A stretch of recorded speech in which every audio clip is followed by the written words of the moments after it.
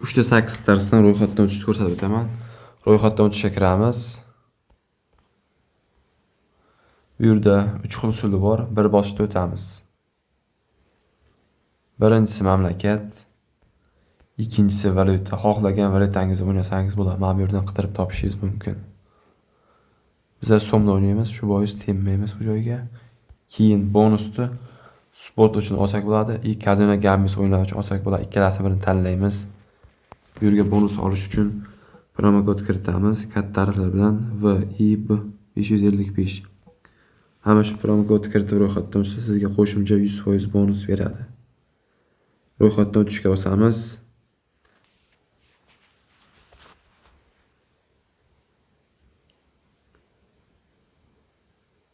Xo'sh, bu yerda kapchadan o'tishimiz kerak. Mana buni tak doiranchaga to'g'rilab qo'yib beramiz.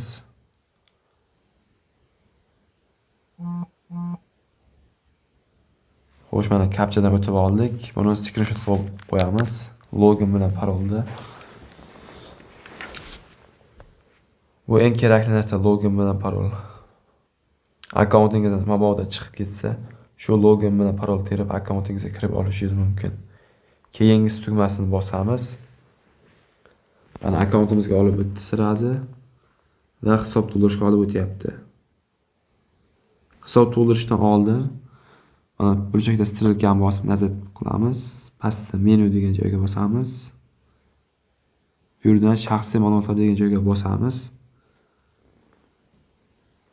Mana bu yerda email bilan telefon raqam ulab qo'yishingiz bo'ladi. O'zingizning xohishingiz. Maslahatim telefon raqam ulab qo'ysangiz bo'ladi. Mana bu yerda strelkadan boshqa davlat telefon raqamlarini kiritsangiz tak yo'q qo'ymayapti. Bu yerga telefon raqamni kiritib, faollashtirishni bossangiz, nomeringizga kod boradi. O'sha kodni kiritsangiz tasdiqlanadi. Yo SMS bo'lib keladi yoki Telegramga keladi kod.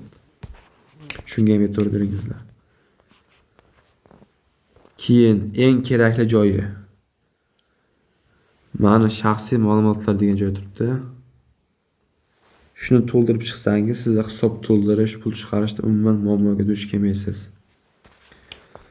Bu yerda masalan muomalalar juda ham oson. Kerakli joylarni tushunib o'taman. Bu yerdan ID hujjat deysizlar. Bu yerga pasport seriya so'rayapti. Masalan AS. Bu yerga raqam, 7 ta raqam yoziladi pasport seriyalarida. Yozib bo'lgandan keyin berilgan sanasi pasportda bor, uni ham topib kiritasizlar. OK deb bo'lsa kiritiladi mana. Keyin kim tomonidan berilgan deyapti. Masalan, shahar bilan masalan oxiriga IIB destadan saqlashni bossangiz, ma'lumotlaringiz saqlanadi. Saqlab bo'lganingizdan keyin bu yerdan burchakdan nastroykaga o'tib, hisob to'ldirishga o'tasizlar. Mana hisob to'ldirish Humo orqali to'ldirsangiz bo'ladi. Bu yerda botlar bor. Mana asosiy bank kartalari mana bu yerdan ko'rishingiz mumkin. Mana tak bu yoqda kriptovalyuta orqali hisob to'ldirsangiz ham bo'ladi. Kimdan kim tushunsa. Keyin pul chiqarish. Qaysi orqali to'ldirgan bo'lsangiz, xuddi shunday chiqarasiz. Masalan, Humo orqali to'ldirgan bo'lsangiz, Humo orqali chiqarasiz.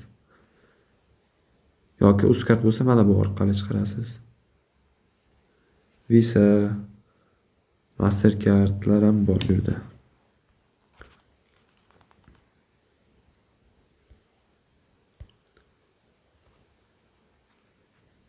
Tushunarli bo'ldi deb o'ylayman. Kimdan kim tushunmasa yozishlaringiz mumkin.